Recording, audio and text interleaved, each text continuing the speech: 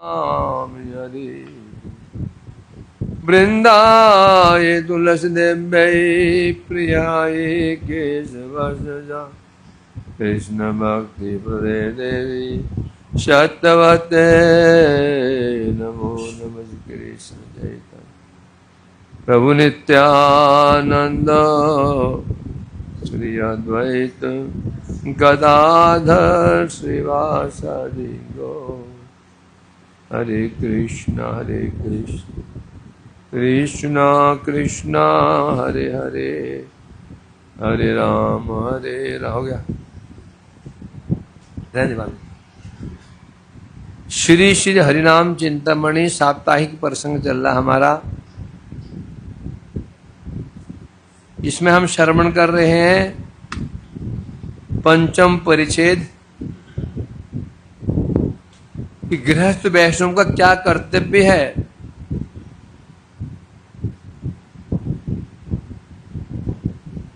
किस विषय में? विभिन्न प्रकार के संस्कार हैं, शेक आदि से शेक करने से गर्भाधान से आरंभ करके मृत्यु तक ये सारे संस्कार हैं। गर्भ तो वो संस्कार कैसे करने चाहिए? तो यहाँ पर क्या श्रवण किया हमने? क्या श्रवण किया कि जितने भी संस्कार क्यों नहीं हो वैष्णव विधि से होने चाहिए। मैंने भगवान की पूजा करनी चाहिए, कृष्ण पूजा करनी चाहिए, एकांतिक भाव से उनकी पूजा करते, उनकी पूजा के माध्यम से सब संस्कार होने चाहिए। यदि ऐसा नहीं होगा तो हम संस्कार कर रहे हैं, कुछ में देवताओं की पूजा होगी तो क्या होगा? भक्ति में बाधा पड़ जाएगी। इसलिए कह रहे हैं यहां पर शिवादि देवताओं को पृथक ईश्वर मान लेना। अभी क्या क्या क्या श्रवण किया था? हाँ, जो शिव देवता, जो देवता भगवान जी पृथक नहीं है, उनके ही अंग प्रत्यंग हैं। इस ऐसे भक्ति करेंगे तो ठीक है, यदि उनको पृथक मान लिया भगवान से तो नामापराध बन जाएगा। क्यों?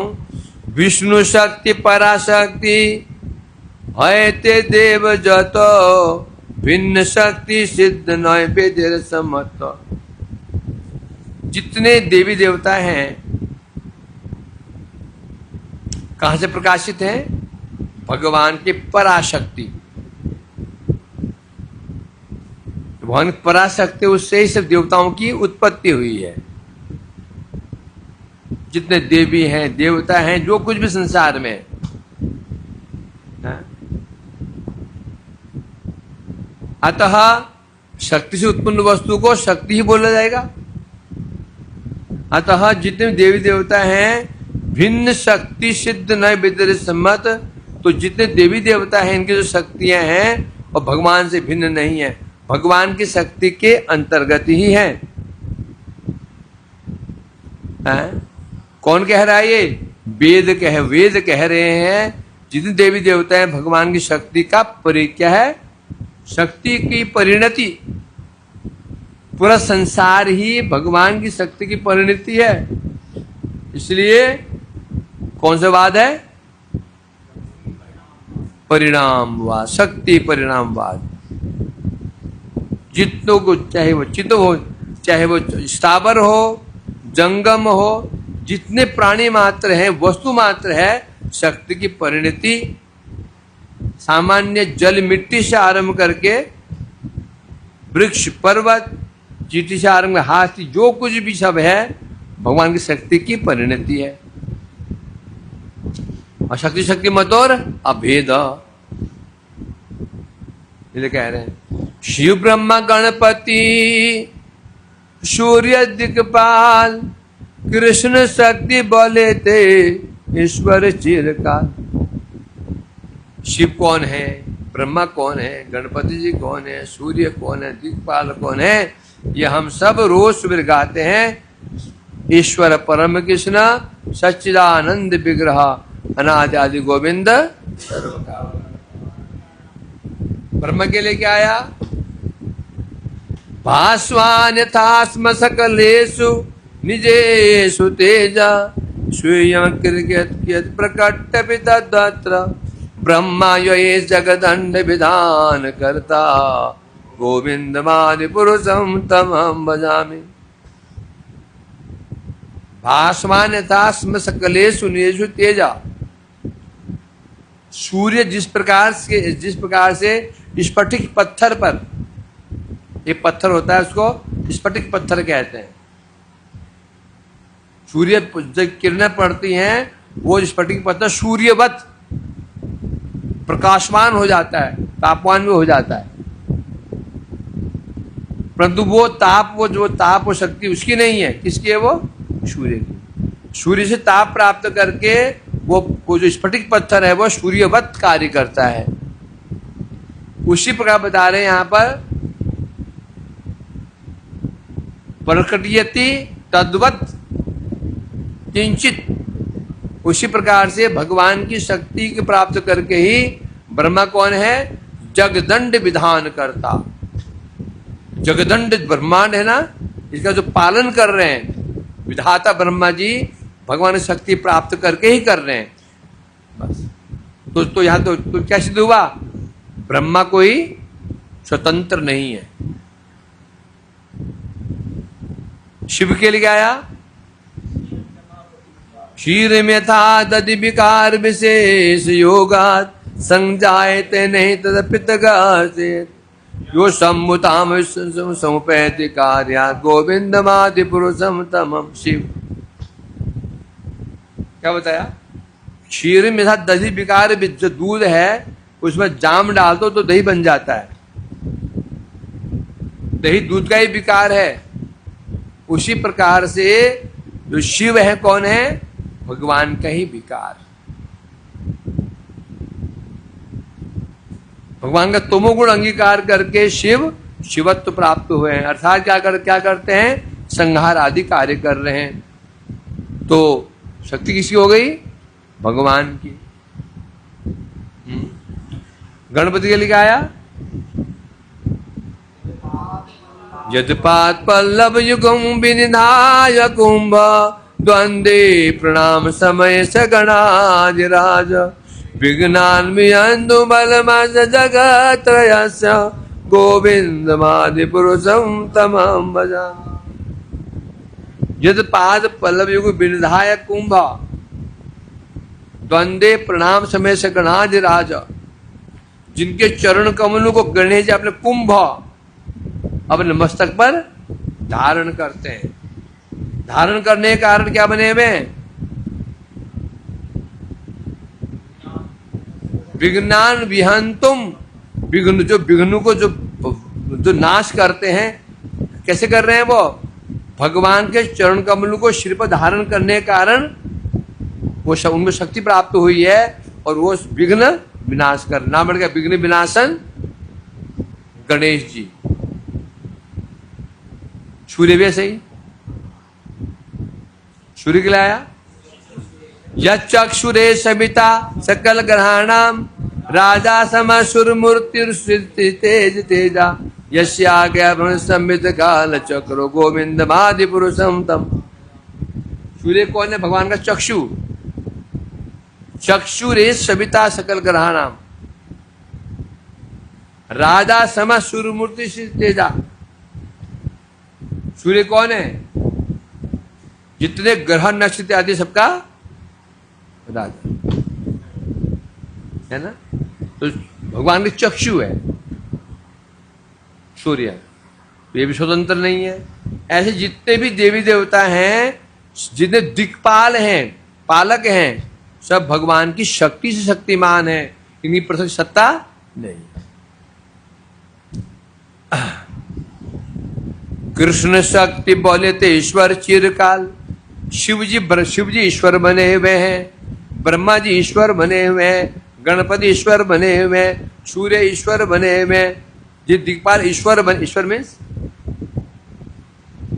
में शक्तिशाली बने हुए हैं, है ना। कैसे बने हुए हैं? कृष्ण शक्ति बोले थे। कृष्ण की शक्ति प्राप्त करके ही ये जितने देवी देवता क्या बने हुए? ईश्वर बने हुए। अतः परमेश्वर एकमात्र जानी, आ सब देवता शक्ति मध्य। इसलिए जब सब ईश्वर है तो कृष्ण कौन है? परमेश्वर। ईश्वर नाम ईश्वरेति परमेश्वर। ब्रह्मा शिव आदि ईश्वर है केवल। कृष्ण कौन है? परम ईश्वर है। और जितने भी देवी देवता हैं ये कौन है? ईश्वर नहीं, वास्तव में ये सब भगवान की शक्ति है। भगवान शक्तिमान है, सब शक्ति तत्व हैं ये। भगवान के जो अवश्वांश अवतार हैं उनको छोड़ करके सब शक्ति तत्व, जीव तत्व, स्वांसार अवतार हैं, पुरुषावतार हैं, स्वांसावतार हैं, लीला अवतार हैं, सब कौन है? ये सब शक्ति तत्व हैं।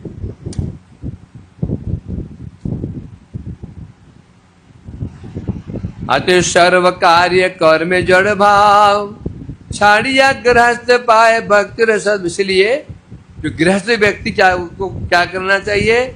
सर्व कार्य कर्म जड़ भाव। कोई भी कार्य करता है उसमें क्या जड़ भाव नहीं करना चाहिए। क्या जितने भी गृहस्थ व्यक्ति कर्मानुष्ठान करता है, अनुष्ठान कर्म करता है, उनमें जड़ भाव नहीं होना चाहिए। जड़ भाव कहने से क्या? जड़ भाव छाड़ी या गृहस्थ पाए भक्ति सद्भाव। जड़ भाव कहने से ये जड़ भाव हो गया। जितने देवी देवता हैं स्वतंत्र हैं।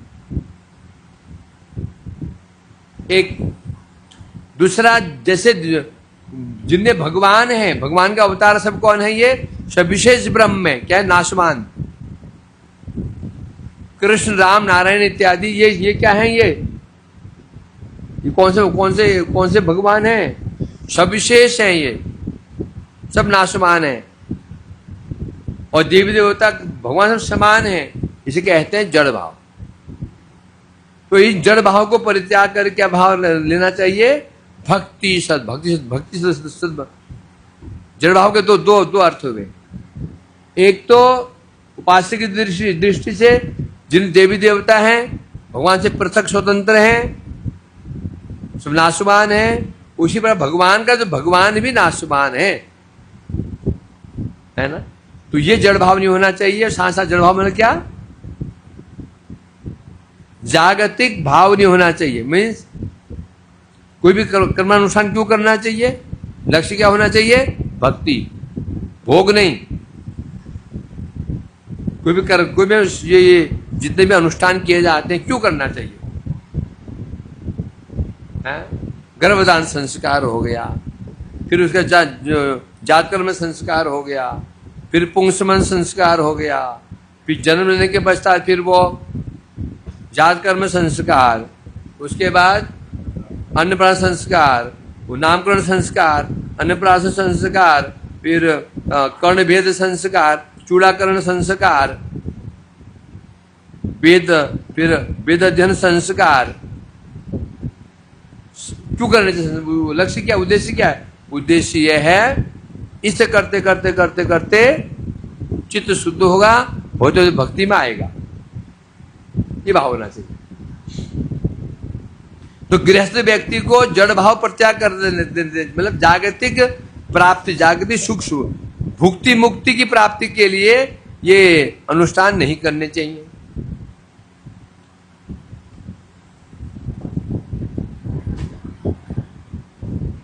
यदि ऐसा करता है तो वो गृहस्थ वो सब जड़ अनुष्ठान करते हुए भी भक्ति में आ सकता है। यदि नहीं तो जड़ कर्म करते करते कर्म चक्र में फंस जाएगा। कहा भवन का कह दिया क्या?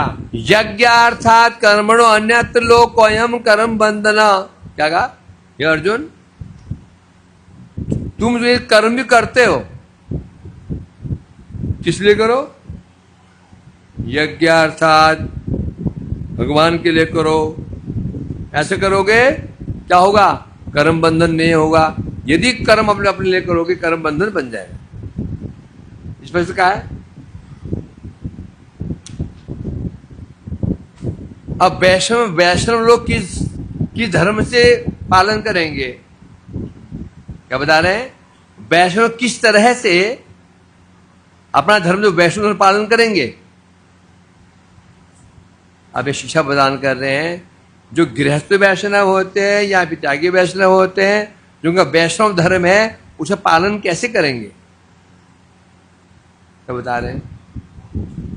भक्ति सद्भाव था कि सत्क्रिया करने देवर्षि देव पितृगण तुझसे निर्माल्य अर्पणे। सारी समस्या किसके लिए है? ये गृहस्थों के लिए समस्या ज्यादा है। कह रहे हैं जो गृहस्थ वैष्णव हैं अब संसार में है तो उसको अनुष्ठान करने पड़ेंगे। तो कैसे करने चाहिए? भक्ति सद्भाव था कि भक्ति के सद्भाव में रह करके सब सत्क्रियाएं करनी चाहिए। कैसे करनी चाहिए? जो श्राद्ध कर रहे हैं, विभिन्न अनुष्ठान कर रहे हैं, भक्ति सब मिल क्या होता है? भगवान की पूजा। सद्भाव मीन्स क्या? भाव है। भाव की बात आ रही है। क्या भावना होनी चाहिए? तस्मिन् तुष्टे जगत तुष्टा। भगवान की पूजा करने से सब संतुष्ट हो जाते हैं। इस भाव, यही है भक्ति भाव। क्या? दो बातें। भगवान की पूजा करने से सबकी पूजा हो जाती है और भगवान की भक्ति जो पर भक्ति मिलने से सब मिलना हो जाता है। ये कह रहे हैं यहां पर। तो सत्क्रिया करने, जितने भी सत्क्रियाएं हैं, विभिन्न क्रियाएं हैं संसार में गृहस्थ भक्तों के लिए, वो कैसे करने चाहिए?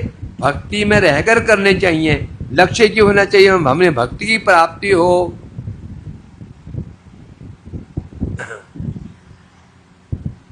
संस्कार से क्या होगा? संस्कार से देह की रक्षा होगी। देह से क्या करोगे? भक्ति करेंगे। जब सब अनुष्ठान करते हैं, इससे क्या होगा? हमको मानसिक शांति प्राप्त होगी, शारीरिक रोग आदि दूर हो जाएंगे। फिर क्या करोगे? शरीर स्वस्थ हो जाएगा। फिर क्या? उससे क्या करोगे? भक्ति करेंगे। ये भाव होना चाहिए। फिर क्या करना चाहिए? भगवान की पूजा करते हुए भगवान को प्रसाद निवेदन करना चाहिए और निवेदित वस्तु ही फिर देवताओं को, पितरों को अर्पण करना चाहिए। इस प्रकार से उन्हें संतुष्ट करना चाहिए। बहुदेव देवी पूजा करिबे वर्जन, कृष्ण भक्त बोले सबे करिबे तर्पण। तो एक गृहस्थ वैष्णव को बहुदेव देवी का पूजा का परित्याग करना होगा। और क्या कह रहे हैं? उन्हें त्यागना नहीं होगा, उनकी पूजा को त्यागना होगा। क्या बता रहे हैं यहां पर? बहुदेव देवी पूजा करिबे वर्जन, उनकी पूजा को त्यागना होगा। उन्हें नहीं त्यागना है। क्या? अर्थात कृष्ण क्या मानना पड़ेगा उनको? ये भगवान के दास हैं। इस रूप में उनका सम्मान करना होगा। यहां ध्यान देने वाली बात है, ये देवताओं को त्यागने की बात नहीं कर रहे हैं। भगवान स्पष्ट कह दिया, हरिरेव सदा आराध्य क्या नामगे कदाचन इति रुद्राद्या। हरि ही परमेश्वर है। ठीक है। परंतु इतर जो ब्रह्मा रुद्र आदि उनको भी अवज्ञा नहीं करनी है। तो छोड़ना क्या है? उनकी पूजा है। तो करना क्या है? उनको भगवान के भक्त मान करके, कृष्ण भक्त बोली सब सबे कौरी तर्पण, उन देवताओं को भगवान का भक्त मान करके उनको तर्पण में प्रसन्न करना होगा। कैसे प्रसन्न करना होगा? भगवान का उच्छिष्ट है। भक्त कैसे प्रसन्न होता है? भगवान का प्रसाद, उच्छिष्ट प्रसाद पा करके प्रसन्न हो जाता है। इसलिए उन देवताओं को भगवत निवेदित वस्तु अर्पित करनी चाहिए। कृष्ण वैष्णवार्चने सर्व फल पाए, नामापराध नहे सदा नाम गाय। अब यहां बस लास्ट में पूरा कंक्लूजन दे दिया। कृष्ण और वैष्णव इनका अर्चन करने सब फल मिल जाता है। भक्ति बिने कौन कर्म कौन साधन, द्वितीय नारे फल सब फल दे भक्ति परम परम। इस पर कह दिया कृष्ण भक्ति के बिना कोई भी साधन अपना फल नहीं दे सकता, कर्म भोग नहीं दे सकता, ज्ञान मुक्ति नहीं दे सकता, योग सिद्धि नहीं दे सकता। वो सब फल दे भक्ति परम प्रबल। भक्ति क्या करती है? सब फल, अपना भी, कर्म का भी, ज्ञान का भी, योग का भी। जैसे कह रहे हैं यहां पर। अब भक्ति मैंने क्या? भक्ति मैंने क्या? कृष्ण और वैष्णव का अर्चन ही भक्ति है। भक्ति क्या है? भगवान की सेवा ही भक्ति है। भगवान प्लस भक्त, इनकी सेवा ही भक्ति है। तो भक्ति सफल दे सकती है। मतलब यह हुआ, यदि कोई कृष्ण अर्चन करता है, वैष्णव अर्चन करता है तो सब फल मिल जाता है। नाम अपराध न है, और उसका नाम अपराध क्या होता है? नहीं होता।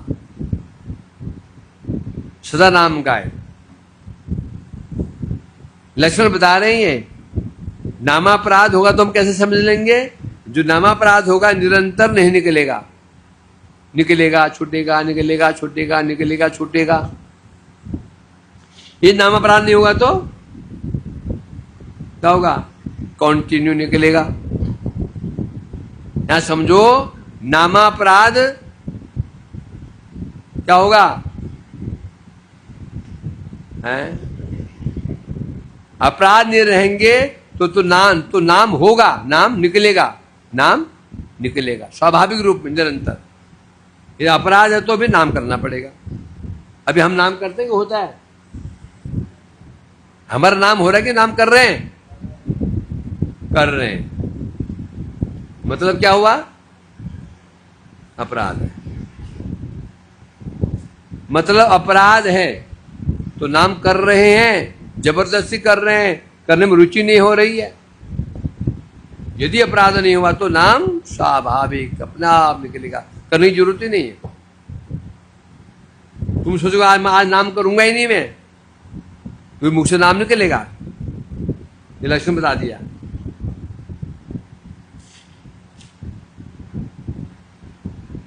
तो ये गृहस्थ वैष्णव को किस प्रकार से संसार में रहते हुए भक्ति करनी चाहिए ये बताया। क्योंकि संसार में है, समस्या उसकी ये है, यदि सांसारिक कर्तव्य नहीं निभाएगा तो क्या समस्या है? लोग उसकी निंदा करेंगे, तो परेशान कर देंगे, नहीं करेंगे? एक गृहस्थ व्यक्ति है, एक परिवार में कोई व्यक्ति वैष्णव है, पिताजी मर गए, तीन भाई तो अनुष्ठान कर रहे हैं, एक नहीं कर रहा है, तो क्या होगा? सब उसकी निंदा करेंगे, टॉन्ट करेंगे, निंदा करेंगे, और कानून में जाएगा, मन खराब हो जाएगा। होगा नहीं होगा? तो क्या करना पड़ेगा उसको? बाह्य रूप में रहते हुए कर्म करने पड़ेंगे। श्राद्ध भी करना है, तर्पण भी करना है, सब करना पड़ेगा गृहस्थ को संसार में रहते हुए। और पर तो कैसे करना चाहिए? ऐसा ही। वे लोग ब्राह्मण को बुलाएंगे, वो वैष्णव क्या बोलेगा? संत वैष्णव को खिलाएगा, वो अर्पण करेगा भगवान, वो देवताओं को वो अर्पण करेगा भगवान को। ये अंतर है, बस करना पड़ेगा उसको। नहीं करेगा तो समस्या खड़ी हो जाएगी। कोई दोष नहीं है। बोले प्रभु जी यदि वैष्णव यदि ये ना करें तो क्या दोष? दोष तो कुछ भी नहीं है। या फिर इतना स्ट्रांग बन जाए, भाड़ में जाए, कौन क्या बोल रहा है, चुप बोलने दो, हम क्या मतलब, समझा कि नहीं? यदि ऐसा इतना स्ट्रांग बन जाए, कौन क्या बोल रहा है प्रभाव ना पड़े। हम भक्ति मार्ग में हैं, इधर भी बहुत स्ट्रांग है, तो हमें परवाह नहीं है, तो ठीक है, निरपेक्ष हो सकते हैं। यदि हम इतने स्ट्रांग नहीं है, कभी कभी क्या कॉम्प्रोमाइज करना पड़ेगा। नहीं तो किसी ने कुछ बोल दिया और मन में कान में बात चली गई और मन खराब करके बैठ गए। माला करते हो याद आ रहा है, उसे उससे द्वेष हो गया, हिंसा हो गई, बस हो गया, माला हो गई। जब ठाकुर स्पष्ट कहा था भक्ति विनोद ने, जब तक गृहस्थ वैष्णव संसार में है उसको कर्तव्य निभाने चाहिए।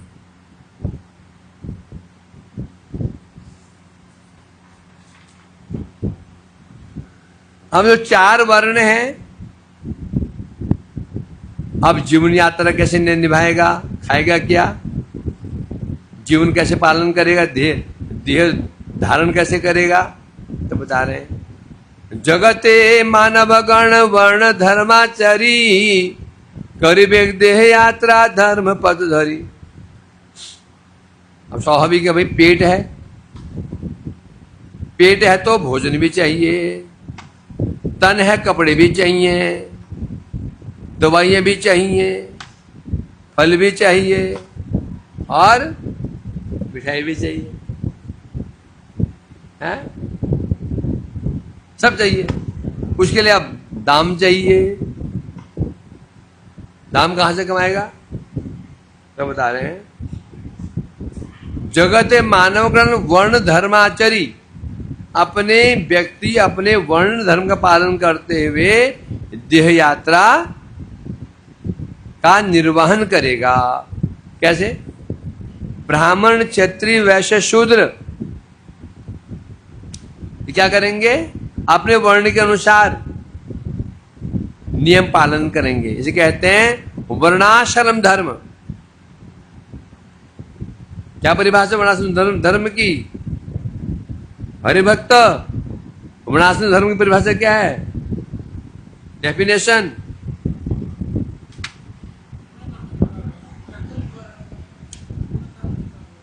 है?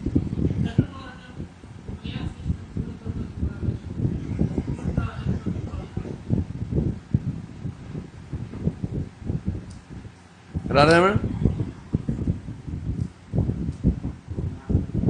है? हाँ, किसे कहते हैं? डेफिनेशन क्या है बताओ।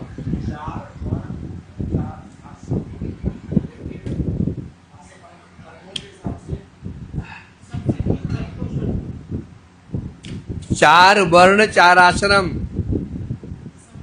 इनके लिए शास्त्रों में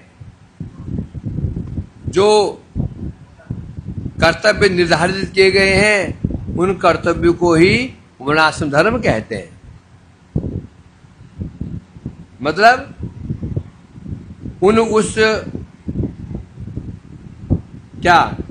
उनका पालन करते हुए जीवन निर्वाह करेगा। ब्राह्मण क्षत्रिय वैश्य शूद्र, ब्राह्मण क्या करेगा? पूजा पाठ आदि करे, वेद पाठ करेगा, धन कमाएगा। क्षत्रिय रक्षा करेगा, धन कमाएगा। वैश्य वाणिज्य करेगा, गोपालन करेगा, कृषि करेगा, वहां धन कमाएगा। और शूद्र सबकी सेवा करेगा। तो सबकी व्यवस्था है, सबकी व्यवस्था है। समझा कि नहीं?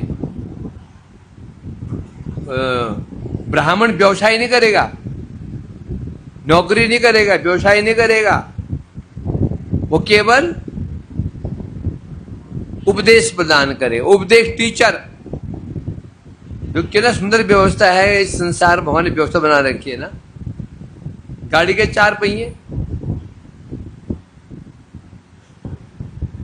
समाज एक गाड़ी है ये, जिसमें बैठे हुए हैं, आगे बढ़ रहे हैं, भजत करते हुए बैठे ना। क्या 4 पहिए कौन कौन से हैं? ब्राह्मण, क्षत्रिय, वैश्य, शूद्र, चार वर्ण हैं, सबकी व्यवस्था है। ब्राह्मण तो क्या करेगा? मार्गदर्शन करेगा। क्षत्रिय रक्षा करेगा, वैश्य धन कमाएगा।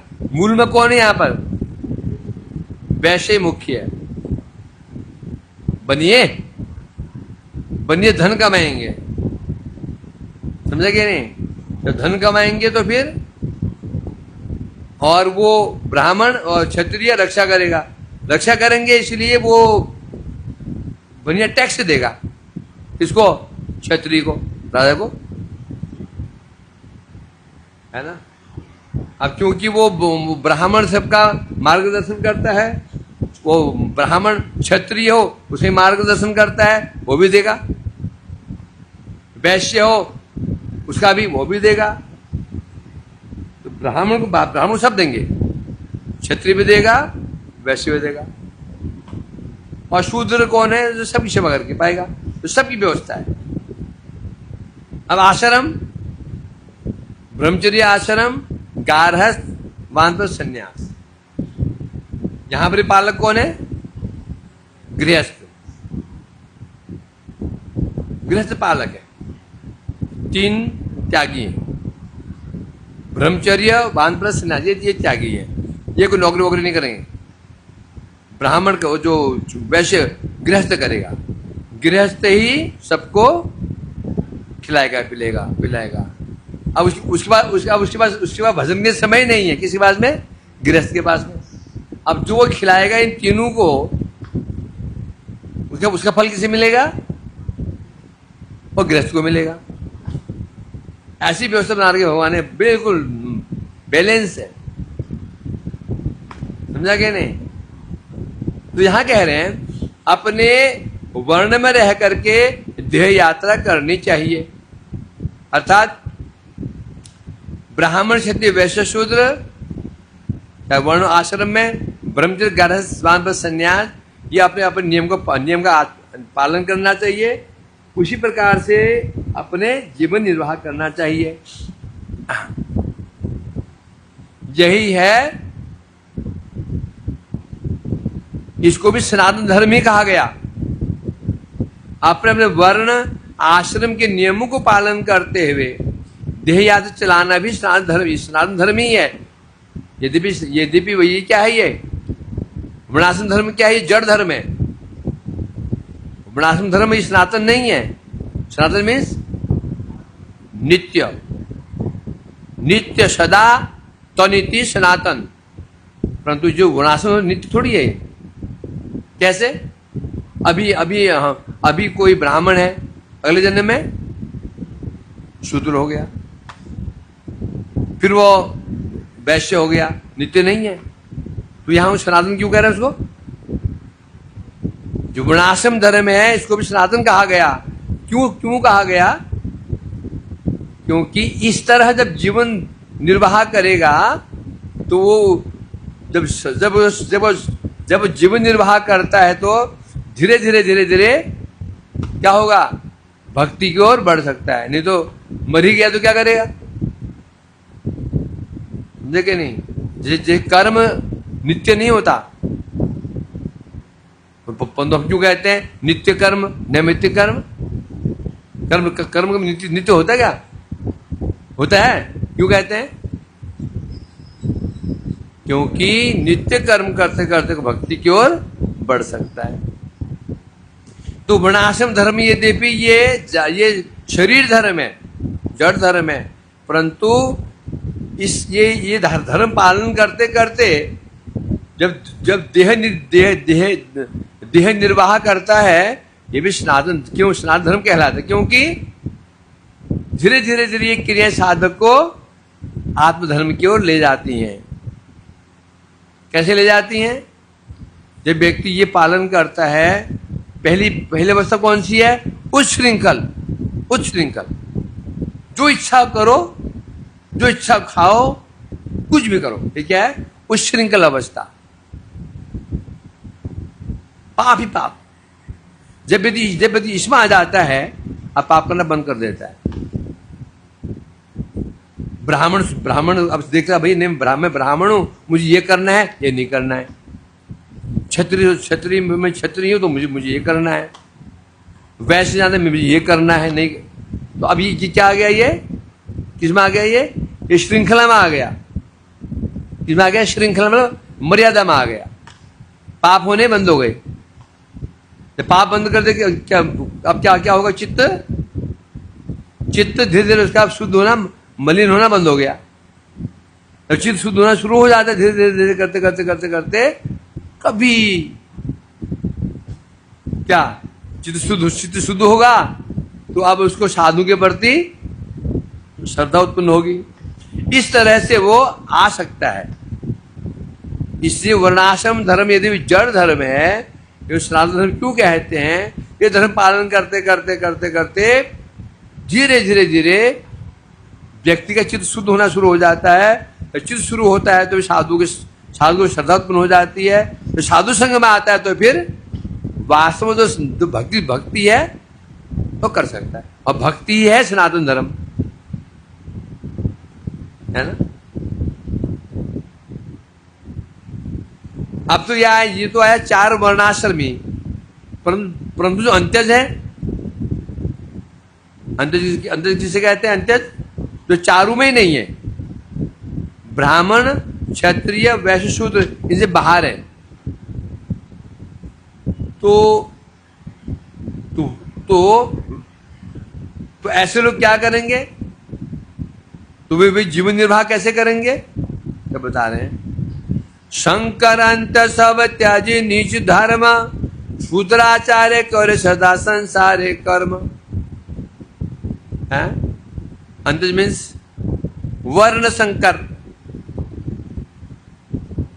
ये क्या होता है?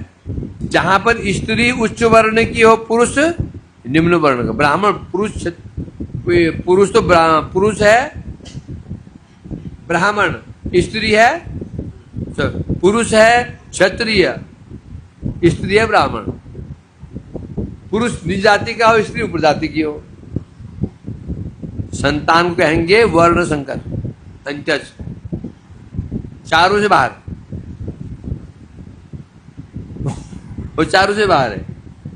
पुरुष उच्च जाति का हो, स्त्री निज जाति हो, ठीक है। यदि स्त्री उच्च जाति की है, मुझे कहते हैं वर्ण संकर, उसका वेदुम अधिकार नहीं, वही अंत्यज है। इसलिए कह रहे हैं ऐसे जो व्यक्ति अंत्यज होता है, वर्ण संकर होता है, जिधर भगवान कहा ना, वर्ण संकर जायते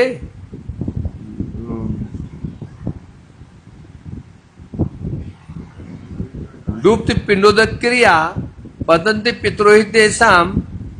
लुप्त पिंडोदक क्रिया भगवान ने कहा ना, क्या अर्जुन ने कहा था? ये हे प्रभु, जब सारे ये क्षत्रिय मर जाएंगे युद्ध में,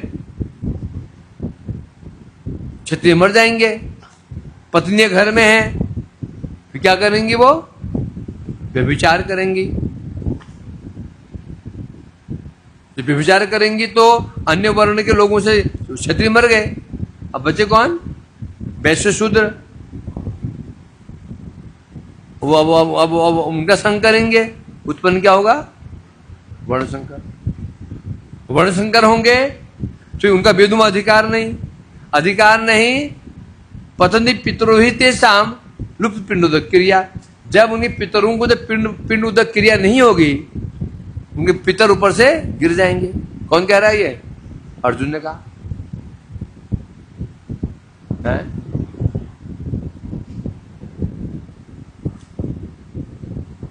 चलो क्या बैठा जा, आती करो।